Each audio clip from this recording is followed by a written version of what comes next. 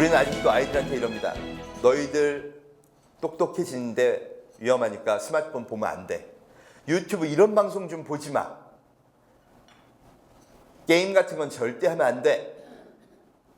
인터넷 이런 건 멀리하고 살고 열심히 책을 읽고 그것만 보면 돼. 그렇게 해서 신문명, 스마트폰에 기반한 문명을 멀리할수록 훌륭한 아이가 됩니다. 왜요? 수능을 잘 보니까 인류대학에 가니까요. 그런데 그 아이는요, 불행하게도 세계 7대 기업엔 절대 못 갑니다, 여러분. 이게 문명 전환의 메시지라는 겁니다. 자본은요, 명백한 선택을 보여줬습니다. 새로운 문명, 호모사피엔스의 시대에 준비하라는 것이죠. 이미 미국의 유수 대학들은 이 기업들과 함께 새로운 비즈니스 프로그램을 만듭니다. 어떻게 하면 이 디지털 커넥터를 든 사람들이 자기 자신한테 광고하지 않아도 찾아오게 만들 것이냐. 그 전략은 무엇이냐. 새로운 사람들의 미디어 소비 패턴은, 새로운 사람들이 어떻게 해서 구매를 하는지 그 패턴은, 어떻게 하면 전혀 다른 이 시장의 생태계에서 모든 걸 바꿀 수 있는 힘을 얻을 수 있지. 이런 걸 교육합니다.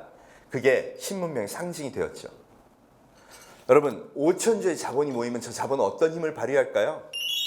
유통을 바꿨고요. 사람들이 사는 방식을 바꿨습니다. 방송산업을 바꿨습니다. 그럼 당연히 제조를 바꾸기 위해서, 다른 모든 비즈니스를 바꾸기 위해서 그 자본이 투자될 거예요. 그럼 기존의 시스템은요, 여러분 깨집니다. 파괴적 혁신, 구문명이 신문명한테 싹쓸이 된 현상은 이미 시장에서 돌이킬 수 없는 팩트가 돼버렸다는 겁니다. 제가 4년 전부터 이 이야기를 시작했는데요. 아직 틀리지 않았고요. 보시는 것처럼 더 무섭게 진전하고 있습니다. 우리가 받아들여야 되는 팩트죠. 아시아의 넘버원, 대한민국에서 아시아의 넘버원이 되겠다 꿈꿉니다. 아시아 넘버원 텐센트, 알리바바입니다. 여러분, 이 두 기업 명백하게 오로지 폰을 쓰는 포노사피엔스 마켓만을 위해 투자하는 기업입니다. 1원도 다른 데 투자하지 않아요. 더군다나 우리가 한쪽으로는 좀 폄하해왔던 중국의 기업들입니다. 20년을 아시아에서 넘버원이었던 도요타, 3월 2일자 기준 지금 시총은 220조입니다. 그런데 보십시오. 작년 3월 330조였던 텐센트의 주가는 지금 현재 570조입니다. 도요타 기업 가치만큼의 투자가 1년 새에 텐센트에 쏟아부어진 겁니다. 3위를 기록하고 있는 삼성전자, 작년 한때는 410조의 시총을 기록했었죠. 여러분, 저게 제조에서 보여주는 메시지입니다.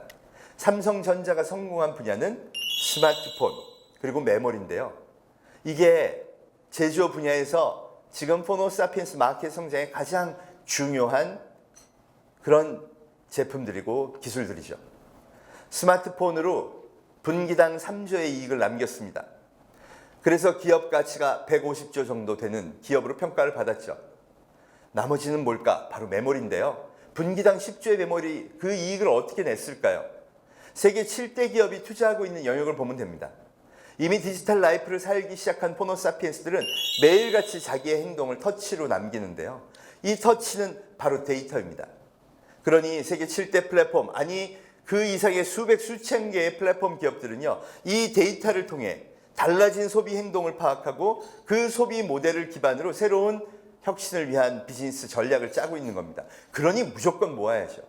그 무조건 모으는 데 필요한 게 바로 저장용, 메모리였던 겁니다.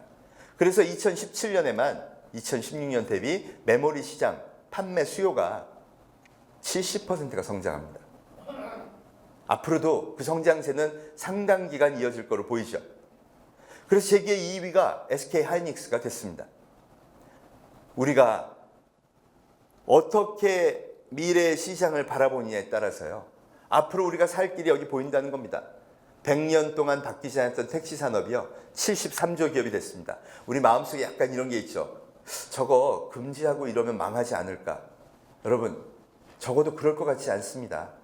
미국의 우버에 대항하는 제2의 기업, 리프트라는 기업이요, 작년에 구글한테 1조 2천억을 투자받았고요.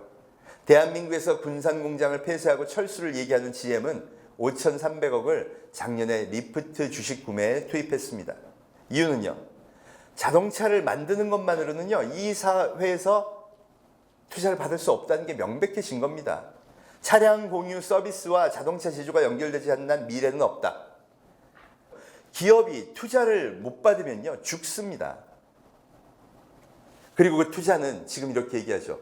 너 지금 비즈니스에서 포노사피엔스 마켓을 전환은 어떻게 할 거야? 제가 중국을 무섭다고 하는 이유는요, 중국은 2012년 공산당의 교시로 바로 우버를 실시합니다. 그리고 4년 만에 디디 출신이라는 기업이 천하통일을 하죠. 이 기업이 이제 60조를 넘었어요. 그런 대기업이 성장한 게 부러운 게 아니라요, 중국 소비자 15억 명은요, 공산당의 교시에 따라 이제 택시는 스마트폰으로 부르고 타는 거로구나, 이 새로운 문명을 전부 받아들이고 교화된 겁니다. 지금 현재는 거의 모든 구매에 폰을 이용하자가 아주 들불처럼 번져서 이미 일상화돼 버렸죠. 그럼 뭐가 나올까요? 미래 산업의 쌀이라고 불리는 데이터가 수천억 개씩 중국에서 지금 쏟아지고 있는 겁니다. 그것이 중국의 미래의 혁신을 선도하고 있는 것이죠. 대한민국은요, 개인정보보호법, 온갖 다양한 태클을 통해서요, 기성사회 보호에 여념이 없습니다. 지금 거의 청년 실업 문제가 재난 상태래요. 여러분, 저렇게 쏟아지는 신산업들은요, 포노사피엔스들이 잘하는 영역입니다. 이미 중국과 미국에서 확실히 드러난 증거들이에요. 그걸 다 규제를 막아놓으니까 청년들은 할 일이 없는 겁니다. 그리고 우리의 사고에 따라 내가 일하던 공장에서 왜 이제 일을 안 하니? 이렇게 강요하고 있어요. 문명의 틀을 우리 어른들이 바꿔주지 않으면요, 대한민국 청년의 미래는 이 자본의 논리에 따르면 어렵습니다. 자, 그럼 미래에는 어떤 준비를 해야 될까요? 자크 아탈리, 프랑스의 유명한 미래학자는요, 음악의 소비 변화 형태를 보면 미래를 볼 수 있다, 이렇게 얘기를 했고 굉장히 훌륭하게 미래를 예측해 왔습니다. 음악을 좀 더 확대하면 미디어 소비의 패턴의 변화가 우리 산업 전반에 영향을 미칠 거라고 볼 수 있습니다. 사실 아까 그래프에서 보셨듯 대중매체는 인류한테 엄청난 영향을 갖고 있습니다. 여러분, 미디어 소비가 어떻게 변했느냐? 음악만 보면요, 과거 1980년대, 90년대는 집집마다 오디오 시스템, 워크맨을 들고 다니면서 음악을 들었습니다. 소위 제조와 제품의 시대였죠. 이게 이제 아이팟이 등장하면서 스트리밍 서비스로 대체가 됩니다. 제품과 스트리밍이 서로 싸워 스트리밍의 시대가 됐죠. 제조의 시대가 아닌 인터넷 플랫폼 스트리밍의 시대로 변화했고요. 이제 TV까지 확대되면 미국에서는 이미 50% 이상의 시민이 과거 방송사에서 내가 알아서 보내줄게 하던 그런 TV 시대를 끝내버렸습니다. 미디어에 있어서 절대적 지배력을 갖던 TV, 라디오 같은 대중매체들은 이미 권력을 많이 이양했고요. 디지털 플랫폼에 의해서 굉장히 다양한 새로운 서비스들이 등장합니다. 그리고 이로 인해서 산업계가 엄청나게 재편됐죠. 아시는 것처럼 미국의 대부분의 방송사들은 이미 다 M&A가 끝났습니다. 대한민국도 마찬가지입니다. 이미 2016년 네이버의 광고 매출이요, 신문 3,700개, 지상파 방송의 광고비 합계를 넘어섰습니다. 그리고 작년 더 심화되었죠. 그런데 그럼 네이버가 전부 지배하겠구나, 천만에요. 드디어 올해 전체 우리 국민들이 쓰고 있는 그 인터넷 타임을 봤더니요, 압도적 1위로 유튜브가 올라왔습니다. 네이버, 카카오가 드디어 밀렸어요. 여러분, 그게 어떻게 해서 일어날까요? 10대, 20대의 선택이 유튜브로 몰린 겁니다. 2년 사이 유튜브 사용량이 3배가 증가합니다. 우리가 막을 수 있을까요? 규제할 수 있을까요? 전 세계 통계에 따르면요, 지상파 TV와 신문을 여전히 보고 있는 사람은 50세 이상이라고 합니다. 저와 같은 세대들이죠. 나머지 세대들은 이미 전혀 다른 미디어들을 보고 있습니다. 왜? 플랫폼이 다양해졌죠. 유튜브를 보기도 하고요, 아프리카 TV를 보기도 하고요, 네이버를 보기도 하고 온갖 것들을 자기 마음대로서 골라봅니다. 그러니 여기에는 TV 광고나 신문 광고처럼 한쪽 방향으로 접근할 방법이 없어요. 그래서 그걸 파악하기 위해서 하는 것이 바로 빅데이터입니다. 다행히 이들 세대들은 전부 디지털 데이터를 남기면서 행동을 하니까 유튜브에 몇 명이 들어와서 뭘 보고 있고 다 확인할 수 있죠. 또 이런 새로운 패턴에 따라 비즈니스 방식도 바뀝니다. 여러분, 왕홍이라는 새로운 판매 유통망이 생겼습니다. 중국이 역시 빠릅니다. 개인 방송이요, 이제 비즈니스로 연결됐는데요. 자기 집에서 개인 방송을 하면서 중소 제품 제조업자하고 손을 잡고요. 너희 제품 팔아줄 테니까 나하고 계약하자. 그래서 자기가 직접 팝니다. 이 편리함을 도모하기 위해서 타오바오몰이요, 스튜디오까지 만들어줬어요. 너가 물건 팔어. 배송은 우리가 할게. 그래서 방송 보다가 콕 찌르면 타오바오몰에 바로 주문을 할 수 있게 만들어준 거죠. 이렇게 해서 중국 상무부가 작년에 이 왕홍들이 일으킨 매출을 분석했더니 15조 7천억. 이 방송을 보는 중국인들은 4억 6천만 명에 달한다고 합니다. 여러분, 실제 우리나라 대표적 백화점, 대표적인 화장품 회사 하나가요, 중국을 겨냥하고 브랜드를 하나 론칭했어요. 그런데 오프라인으로 팔 수 있는 방법은 제한적이고 마케팅을 하는 것도 어려우니까 딱 하나 마케팅 전략으로 중국의 대표적 왕홍 8명과 계약을 맺고요. 그들이 판매하고 광고하게 했답니다. 이 회사 작년에 론칭하자마자 매출 1,000억을 기록했습니다. 이걸 모른다면요, 하지 못하게 한다면요, 방통위에서 규제한다면요, 여러분 없습니다. 매출도 없고 미래도 없고요, 비전도 없다는 것이죠. 지금 전 세계의 비즈니스는요, 전부 이런 식으로 새로운 소비자와의 소통과 통로와 전략을 가진 기업들을 찾고 있다는 거죠. 미디어의 영향력, 여러분, 선택받은 미디어는요, 과거의 방식과는 전혀 다른 힘과 또 권력을 갖습니다. 저게 구글 트렌즈로 본 J-팝과 K-팝의 위상 변화입니다. 우리가 알고 있던 상식의 시대에는요, 인식을 시키기 위해서는 자본을 투자해서 대중매체 광고를 해야 합니다. 그러니 그 자본력이 높은 일본의 J-팝의 인기가 전 세계적으로 보면 훨씬 K-팝보다 높았습니다.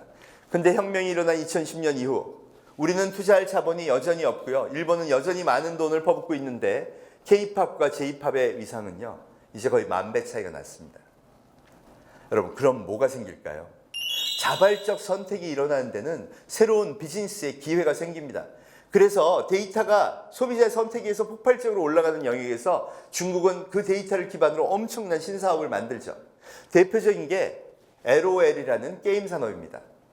우리는 게임 산업 그러면 우리가 정의하죠. 우리 상식에 따라 물건을 많이 팔고 매출을 올리는 사업, 그리고 뭐 좀 더 확장한다면 게임 개발자랑 프로게이머 정도 만들어. 여러분, 데이터를 한번 볼까요? LOL이라는 게 e스포츠의 지금 현재 최고 인기 게임입니다. 역시 텐센트가 갖고 있고요. 저 게임의 최고 챔피언을 뽑는 롤드컵이라는 행사가 있는데 2017년 베이징에서 이 행사를 했고요. 그걸 인터넷 TV를 통해서만 중계방송을 했습니다. 여러분, 실시간 시청자 수가 5천만을 넘었어요. 최근 평창올림픽 성공했다고 자축 파티를 벌였습니다. 여러분, 그 근거가요, 와, 놀랍게도 개막식 시청자 수가 1,000만 명을 넘었답니다. 지상파 3사에서 그렇게 때려 방송해서 1,000만을 넘겼는데요. 여러분, 인터넷 TV 들어가서 보신 적 있으신가요? 심지어는 아무도 광고도 안 하는 LOL의 챔피언전 게임을요, 전 세계 5천만의 저 또래의 친구들이 들어와서 보고 있어요. 그럼 저거의 광고 효과는 어떨까요? 그럼 신산업이 형성되는 거죠. 중국인들은 어느 정도냐 하면 저 게임의 세계 최고 챔피언이 페이커라는 한국 선수입니다. 이 선수 연습하는 거 중계방송하자고 찾아왔어요. 야, 그게 무슨 돈이 되겠냐? 여러분, 첫 방송에 500만 명이 봤습니다. 신산업은요, 그들의 감각으로 그 데이터를 기반으로 선택에 의해서 만들어질 영역이 너무나 많습니다. 이런 거 모두 적어도 게임을 알고 이걸 열광하고 그 느낌을 아는 젊은 청년들이 만들어내는 새로운 잡들 아니겠습니까? 2018 롤드컵은 한국에서 하기로 결정이 났어요. 새로운 기회가 많습니다. 여러분, 어쩌면 월드컵보다 월드컵 축구 경기만큼 많은 사람들이 관심을 갖는 게임이에요. 그런데 우리의 시각은요, 여전히 국회에서는 마약 규제 얘기합니다. 시각을 넓히지 않으면요, 그들을 이해할 수 없습니다. 제가 아까 다음 주에 BTS 얘기한다 그래서 와, 정말 꼭 들으셔야 됩니다. 여러분, BTS는 미국 주요 언론들이 굉장히 관심을 갖고 보고 있는 특이 현상이에요. 아무리 미국이 자유분방하다지만 미국이 주력 세대 그리고 자기들이 생각하는 주류 계층에서요. 아무리 10대라지만 이 마이너 중에 마이너인 대한민국의 아시아의 작은 나라의 가수들을 최고의 가수로 만든 적은 한 번도 없습니다. 싸이는요? 아니요. 여러분, 우상과 가끔씩 유행하는 노래와는 엄청난 차이가 있죠. BTS는요, 2017년 미국의 10대한테 가장 영향력 있는 가수로 빅데이터 분석에 의해서 결정됐어요. 그 지위를 5년간 유지하던 게 저스틴 비버라는 아이돌입니다. 여러분, 그 5년간의 틀을요, 이 방탄소년단이 깬 겁니다. 그런데 그걸 깨트린 방식이 더 무섭고 놀랍다는 거죠. 여러분, 방탄소년단은요, 대한민국의 모든 룰도 깼습니다. 대한민국에서는 세계적 아이돌 그룹이 되려면 세계 엔터테인먼트 회사 소속이어야 됩니다. YG, SM, JYP.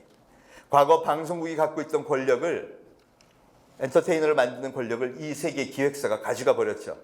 자본도 있고 컨텐츠 파워도 있고요. 힘도 있어서 여기 안 들어가면 안 된다가 우리한테 룰입니다. 이 방탄소년단은요, 빅히트 엔터테인먼트라고 돈도 없는 벤처 소속입니다. 방시혁이라는 대표이사는 작곡가, 여기 모든 노래를 작곡했죠. 돈 없으니까 야, 우리는 어차피 마케팅 못해. 너희 할 수 있는 거나 해라. 그럼 할 수 있는 거 이거밖에 없습니다. 그리고 유튜브에 방송을 시작합니다. 자기들은 이렇게 음악을 준비하고요, 사랑하고요, 이런 연습을 해서 이제 데뷔할 거예요. 그래서 2013년 데뷔해요. 그리고 그들의 컨텐츠가 유튜브만을 통해서 퍼져나갑니다. 그리고 한국이 아닌 해외에서 엄청난 팬층이 생기죠. 그리고 그 팬층이 어느 대기업보다 강력한 온라인 마케터 역할을 시작합니다. 전략이 정해지고요, 삽시간에 퍼지고 일사불란하게 행동하죠. 심지어 팬클럽 이름도요, 스펠링은 다르지만 아미, 군대입니다. 그리고 이들이 엄청나게 활약을 펼쳐서 만들어내죠. 물론 여러분, 컨텐츠도 좋지 않고요, 사람들이 좋아하지 않는데 그런 골수 팬들이 응원한다고 해서 퍼지진 않습니다. 이들한테 10대를, 글로벌한 10대를 움직이는 힘이 그 안에 있었던 거죠. 킬러 컨텐츠를 갖고 있는 BTS가 기존의 네트워크, 기존의 자본, 어떤 광고의 힘도, 대한민국의 어떤 힘도, 전 세계 뮤직 네트워크의 어떤 힘도 빌리지 않고요, 오로지 유튜브만을 통해서 세계 최강의 아이돌 그룹이 됐다는 거죠. 여러분, 이걸 다른 말로 표현하면요, 만약 이 미디어 트렌드가 산업체로 온다면 이렇습니다. 제조업을 우리가 혁신하고 싶다. 삼성전자에서요, 10대를 위한 폰은 우리가 새롭게 기획합니다. 그리고 신입사원들이 방송을 합니다. 1년 내내 그들과 소통하고요, 이런 디자인 어떠세요? 이런 기능 어떠세요? 끊임없이 축구 찾아내고 그걸 세계 최고의 전문가들과 협상하고 만들어서 거기에 담아냅니다. 그리고 그 펜을 모아서 드디어 나옵니다. 가격도 이번에 여러분들을 위해서 아주 획기적으로 줄였습니다. 그랬더니 어떤 유통 경로도 통하지 않고요, 1000만 개의 오더가 저 방송만으로 들어오는 시대가 됐다는 걸 의미하죠. 이래서 미국 주목하고 있는 겁니다. 여러분, 우리가 플랫폼이 세계화되지 못한 이유를 이렇게 쉽게 얘기합니다. 언어의 장벽이 있어서. 여러분, BTS 영어 노래 한 번도 부른 적이 없습니다. 아메리칸 뮤직 어워드에서 지금 공연하는 장면인데요, 미국의 10대 아이들이요, 전부 다 한글로 따라 부르면서 저 노래를 따라 부르고 같이 단체로 부르더라고요. 미국의 주류에서 성장했습니다. 우리가 맨날 얘기하죠. 우리 거 가지고는 미국 주류 문화에서 안 통한다. 맞아요. 성공한 싸이는요, B급 문화라고 알려져 있고 유행처럼 갔습니다. 이건 그게 아니죠. 우리한테 기회가 있다는 겁니다. 여러분, 작년에 제가 이런 경험을 했습니다. 농심의 신라면이요, 동남아에서 엄청나게 팔렸어요. 근데 농심은 전혀 이유를 몰랐습니다. 이유를 알고 봤더니 그 전날 TVN의 방송, 윤식당이 동남아에 시작된 겁니다. 윤식당 메뉴에 신라면이 들어가 있었던 거죠. 여러분, 윤식당이 동남아에서 폭발적 인기라는 걸 TVN은 알고 있었어요. 나영석 PD 알고 있었습니다. 그런데 준비를 못했어요. 왜? 부서가 없습니다. 동남아에서의 데이터 임팩트를 보고요. 이게 한번 영향을 발휘하면 매출에 엄청난 영향을 할 수 있다. 이걸 분석해놓고 데이터를 가지고 그 식품회사에 가서 내고 할 그런 준비가 안 돼 있고요. 생각도 해본 적이 없어요. 그냥 하던 대로 시청률 분석해서 광고비 책정하는 거죠. 농심은 왜 못했을까요? 매출 20% 올리고 브랜드 파워를 엄청 올릴 이 기회를 왜 놓쳤을까요? 이유 명백하죠. 부서가 없습니다. 여러분, 정말 이 시대는요, 생각의 한계가 비즈니스의 한계입니다.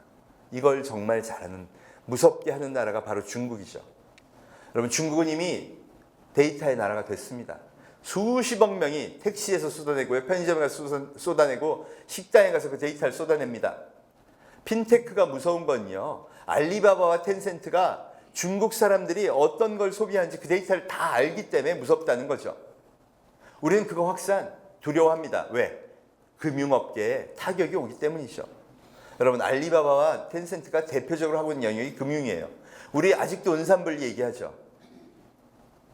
여러분, 생태계가 바뀌었습니다. 미디어 산업이 중국을 먼저 흔들고 갔죠. 2013년 제가 별에서 온 그대에 깜짝 놀란 건요, 저건 방송을 인터넷 TV로만 했는데 무려 37억 명이 로그인을 해서 봤습니다. 여러분, 37억 명이 로그인을 하면 그 이후에 어떤 일이 벌어지느냐. 우리 저 때 치맥이 하도 유행이어서 야, 이제 치맥 프랜차이즈 식당을 가면 되겠다, 이런 얘기를 많이 했었습니다. 그럼 우리는 어떻게 접근할까요? 치맥 프랜차이즈 식당을 내려면 유동인구 얼마, 그리고 대도시 중심으로 간다. 이게 상식적인 접근이죠. 중국은요, 37억 명이 로그인을 하면요, 여러분, 로그인하면 IP 데이터라는 게 남습니다. 로그인한 지역의 거주지 주소를 알 수 있죠. 그럼 바보가 아닌 다음에야 37억 명이 집단적으로 모여있는 데부터 식당을 내야 되지 않을까요? 이게 데이터와 상식의 싸움입니다. 2013년 중국 스마트폰 시장 점유율 1위 갤럭시, 2위 애플이었습니다. 2017년 둘 다 6위, 삼성은 8위까지 내려왔어요. 시장 점유율은 22%에서 이제 3%까지 떨어졌습니다. 그 사이 중국은 무슨 일을 했을까요? 저기 탑에 보시는 것처럼 오포, 비보, 듣도 보도 못했던 중국의 기업들이요, 데이터를 기반으로 고객만을 위한 마케팅 기반의 새로운 비즈니스 경로를 만들어냈고요. 그 모델들이 성공해서 이제는 비보, 오포가 시장 점유율 18%예요. 애플, 삼성이 3%, 5% 이런데 말이죠. 이게 데이터의 위력입니다. 알리바바의 마윈은요, 신소매라는 개념을 이제 도입해서 2016년부터 중국 유통혁신을 시도합니다. 오프라인에 들어오고 있는 것이죠. 개념이요, 무시무시합니다. 이미 하루에 3억 명, 5억 명이 편의점에서 실시간으로 뭘 사고 있는지 알 수 있죠. 우리 네이버 실시간 검색이라고 생각하시면 됩니다. 그럼 음료수 인기 1위, 과자 인기 1위, 이게 다 뜨죠. 이 데이터를 근거로요, 중국의 열악한 슈퍼들한테 너희가 어떤 상품을 구매해야 될지 그걸 알려주고 우리가 그것까지 공급해 주겠다, 이걸 제안한 겁니다. 감행을 하자는 뜻입니다. 그럼 중국의 편의점들은 이렇게 되죠. 소비자들이 직접 와 좋아하고 열광하고 검색해서 만들어낸 그 데이터에 기반한 상품들을 그 슈퍼, 편의점들은 다 갖게 됩니다. 우리의 시스템의 상식은 뭐죠?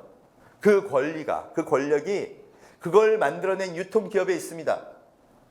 대한민국 편의점 최종 납품의 결정권자는요, 당연히 대기업입니다. 물론 소비자가 좋아하는 거, 인기 있는 거 그 사람들이 찾죠.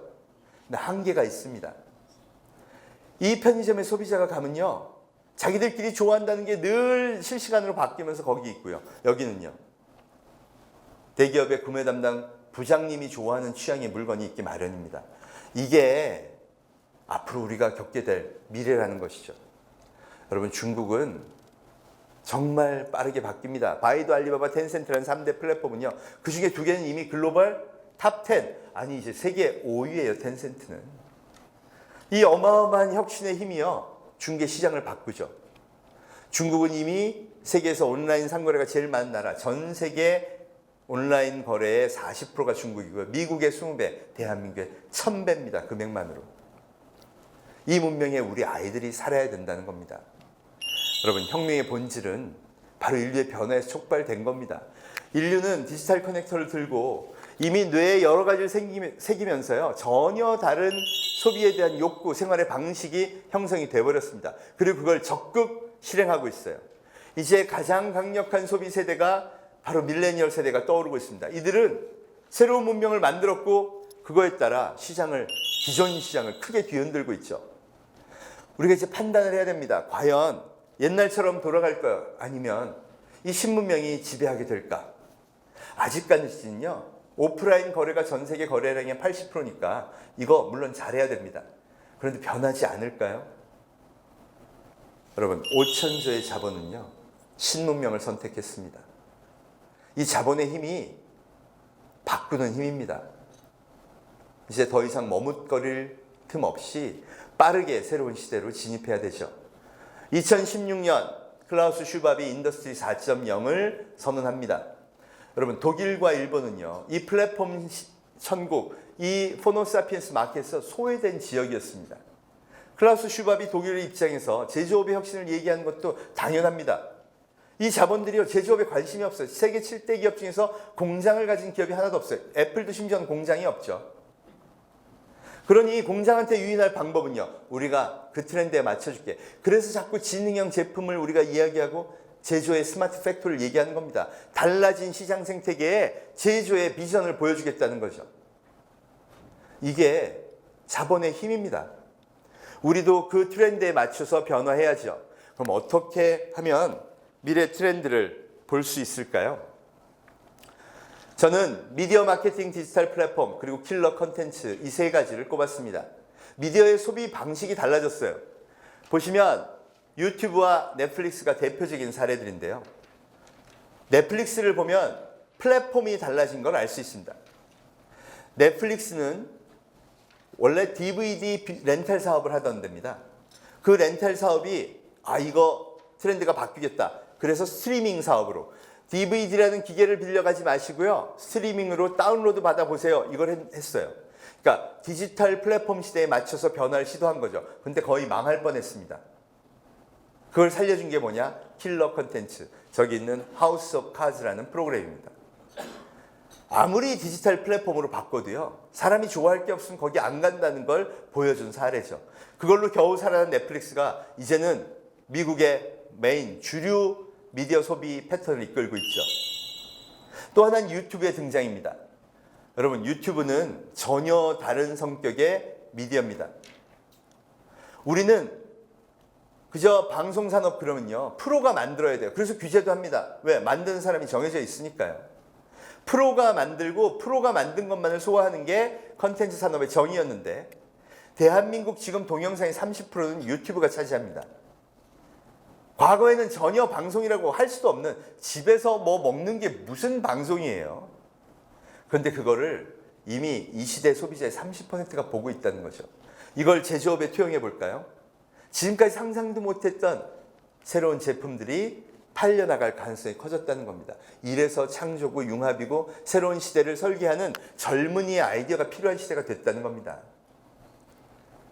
미디어 마케팅, 광고 전략 새로 짜야 되고요.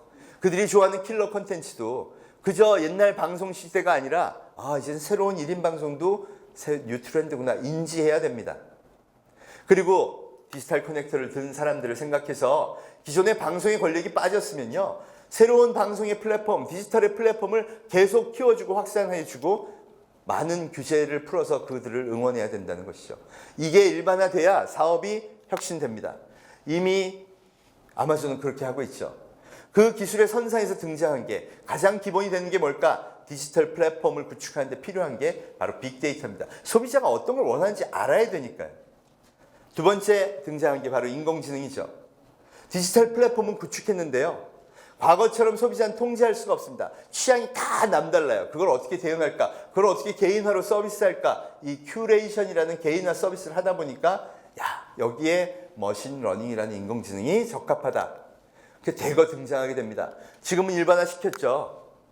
아마존은 도서에서 출발해서 소비재, 비디오 산업, 푸드, 헬스 이런 걸 다 바꿉니다.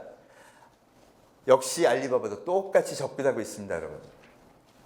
그러면서 뭘 하고 있죠? 도서부터 시작해서 인공지능에 된 개인 최적화 서비스를 이미 시작했습니다. 작년에는요, 옷도 우리가 골라드릴게요 시작했어요.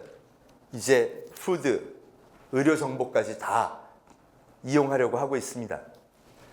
벤처들도 마찬가지입니다. 스티치픽스라고 JTBC 뉴스룸에 나와서 유명해진 기업이죠.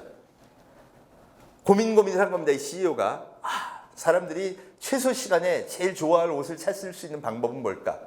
신기하게도요, 옷을 못 고르게 해버렸습니다.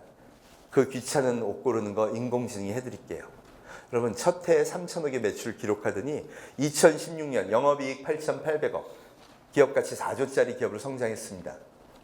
이 CEO는요, 엄청나게 바쁜 여성들을 위해서 만들었는데 거기에 기가 막힌 디지털 플랫폼을 적용한 거죠. 인공지능 큐레이션은요, 이 달라진 소비자를 위해서 존재한다, 이렇게 보시면 됩니다. 그러니 박사는 앞으로 더 될 것이죠. 그럼 여기에 킬러 콘텐츠는 뭐였을까요? 여러분, 본질입니다. 업의 본질. 옷이 너무 예뻐서입니다. 똑같은 경쟁 기업이 엄청나게 많았는데 옷이 너무 예뻤던 거죠. 저는 스마트 팩토리의 등장은 개념부터 좀 달리 봐야 된다고 생각합니다. 우리는 팩토리 오토메이션만 집중하는데 그거 맞습니다. 근데 한 파트죠. 이미 30%의 소비자는요, 폰을 통해 소비를 합니다. 매장에 안 가요. 그럼 유통 매장 30% 없어집니다. 그럼 제조업 입장에서는 거기서 백화점, 인건비 이 절약하는 걸 어디에 투자해야 미래의 헤게모니를 줄 수 있을까? 그걸 공장으로 돌린 거죠. 공장이 어떻게 하면 좋을까? 아디다스의 스피드 팩토리가 대표적인 사례입니다. 공장을 수요지 근처로 가져오면 운송비를 아낄 수 있고요.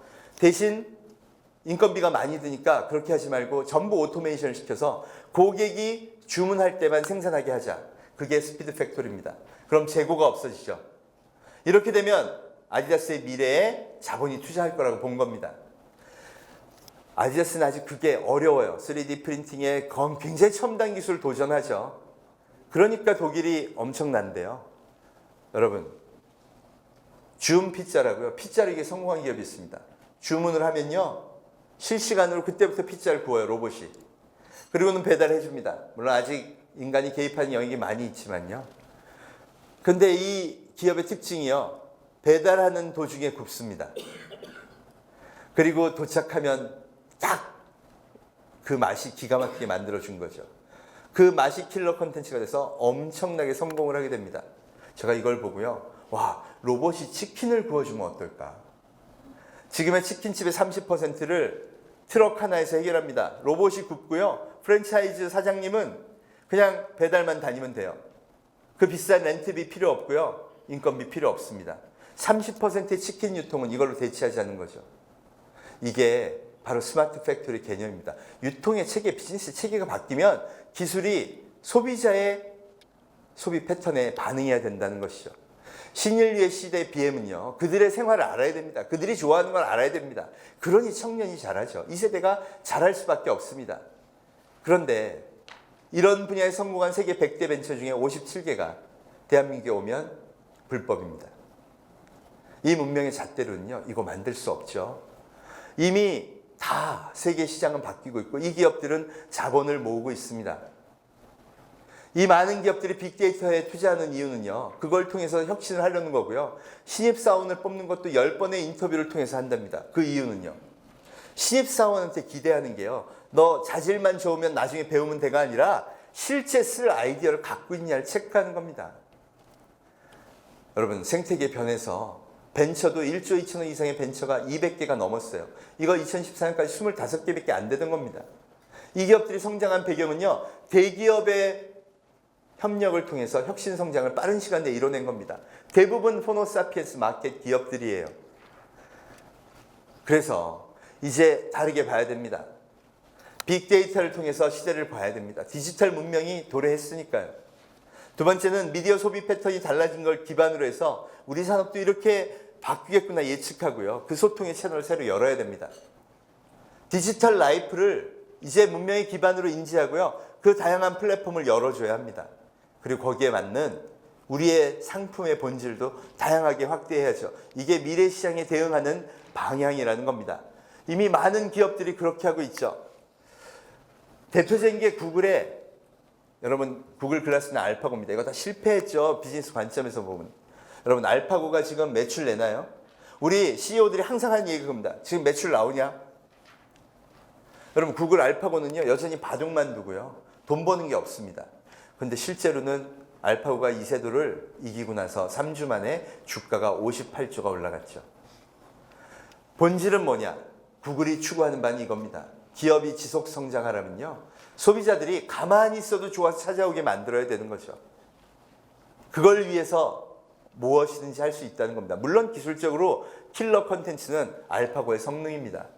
어느 산업에서나 앞으로 인공지능이 대세가 될 건 누구나 다 알고 있어요. 그걸 기가 막히게 만든 것이죠. 우리는 이런 관점에서 세계를 다시 봐야 됩니다.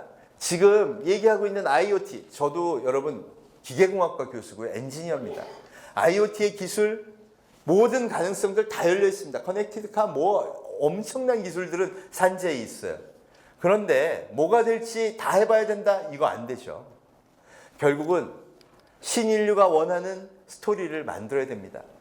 그리고 그걸 통해서 정말 열공할 수 있는 서비스가 되는지 제품이 되는지 확인하는 작업들이 필요하죠. 이 새로운 생태계에 진입할 전략이 필요한 겁니다. 이미 관광회사, 스포츠웨어 회사가 전자제품 전시회에 기조연설을 맡는 시대예요. 융합의 아이디어가 그만큼 중요해졌고 새로운 비즈니스 모델이 각광받는 시대죠. 여러분, 저는 빅뱅은 시작됐다고 생각합니다. 그건 근원이 인류의 변화라 사실은 더 무서운 거죠. 이제 우리가 미래를 준비하려면 미디어가 어떻게 변화하는지를 기반으로 새로운 시대의 디지털 플랫폼과 거기에 걸맞는 컨텐츠를 다양하게 풀어내야 됩니다. 여기에는 젊은이 청년의 힘이 매우 중요합니다. 잘할 수 있을까요?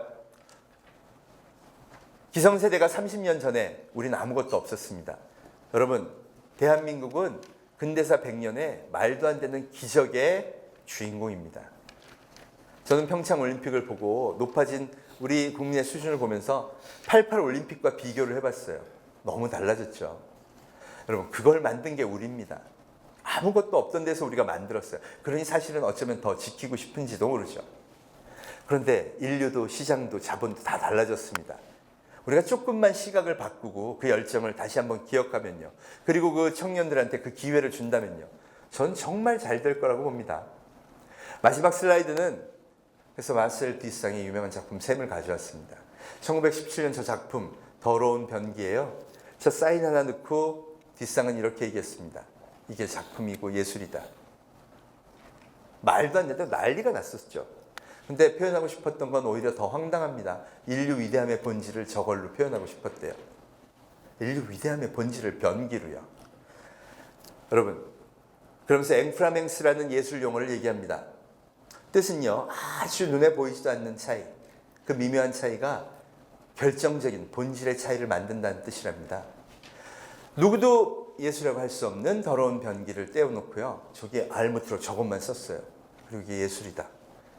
그런데 지구상에서 그렇게 얘기했더니 정말 영감을 느끼고 예술로 인지하는 게 누구밖에 없냐고 이렇게 거꾸로 되묻습니다.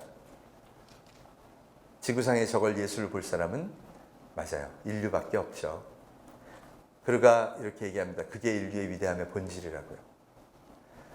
사실 부인할 수 없는 내용입니다, 여러분. 저 눈에 보이지도 않는 앵프라맹스를 변기에 붙였더니 한 시대 획을 긋는 예술작품이 되었죠. 제가 이걸 마지막에 잡은 이유는 이겁니다. 우버와 콜택시가 그렇게 다른가요? 우리는 다르지 않다고 봤습니다.